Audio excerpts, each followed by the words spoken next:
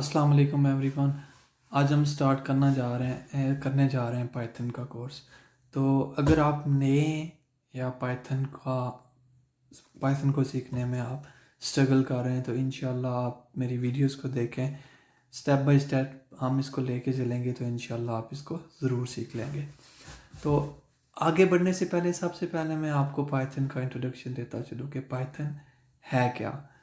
Python is a computer programming language often used to build websites and software, automate tasks and conduct data analysis। मतलब कि Python एक ऐसी programming language है जिसको use करके आप वेबसाइट बना सकते हैं। सादा अल्फाज में आप वेबसाइट बना सकते हैं या डेटा एनालिसिस कर सकते हैं या आप मैथमेटिकली प्रॉब्लम्स को भी इसके ज़रिए सॉल्व कर सकते हैं। तो अब हम कोडिंग की तरफ चलते हैं, जो मेन चीज़ है इसमें आगे। तो आज के इस लेक्चर में हमने क्या सीखना है।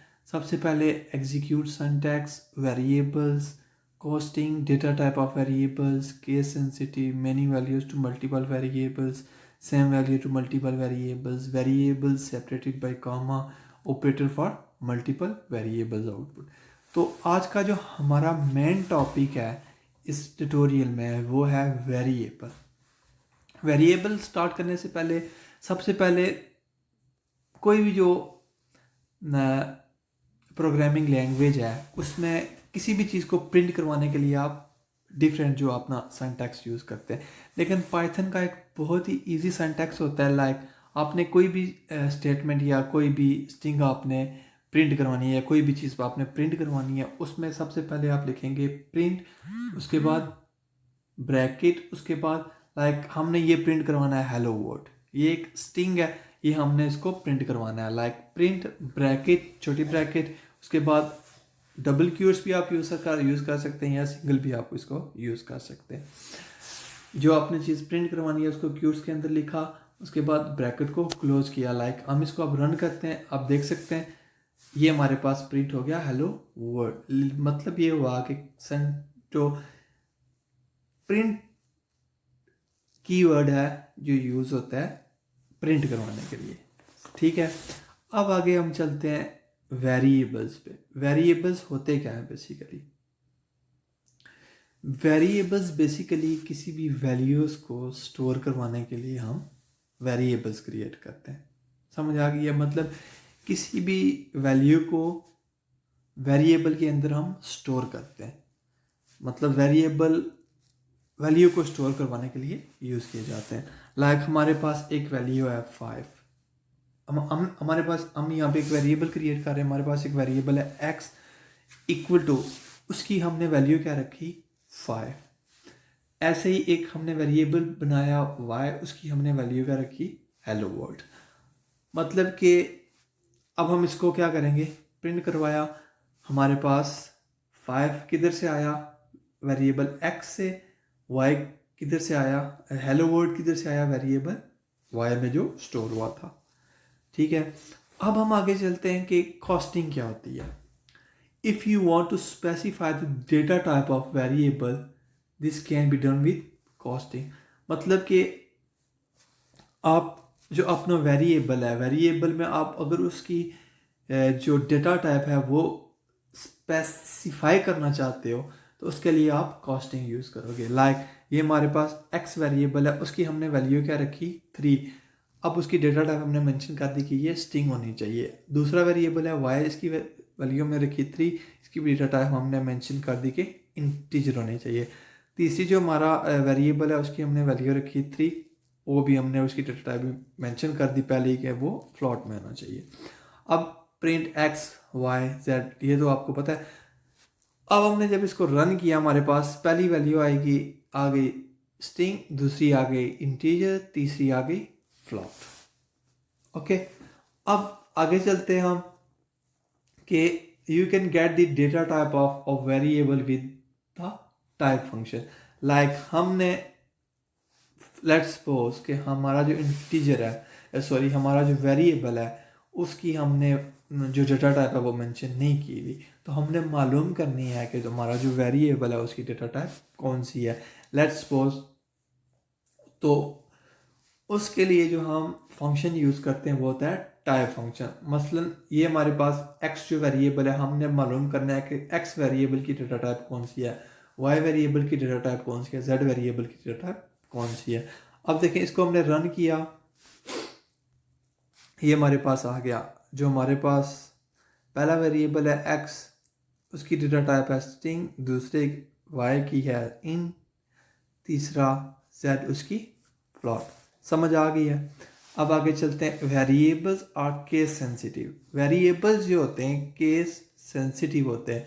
Like a equal to 4, a equal to John, एक छोटा a एक बड़ा a, इसमें ये चीज़ मैटर नहीं करती।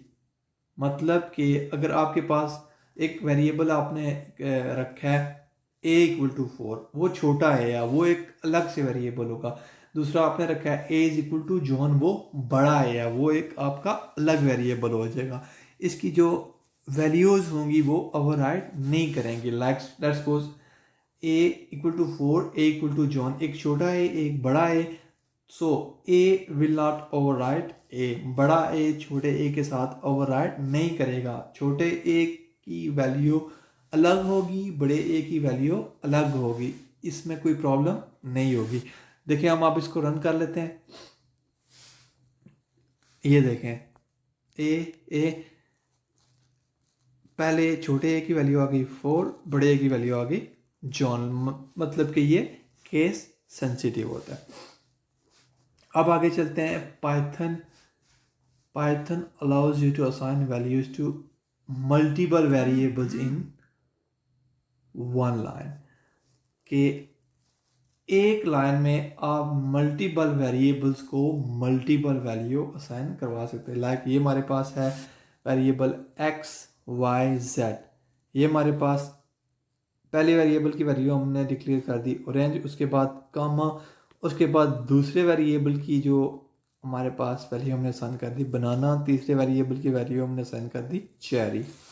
अब हम जब इनको प्रिंट करवाएंगे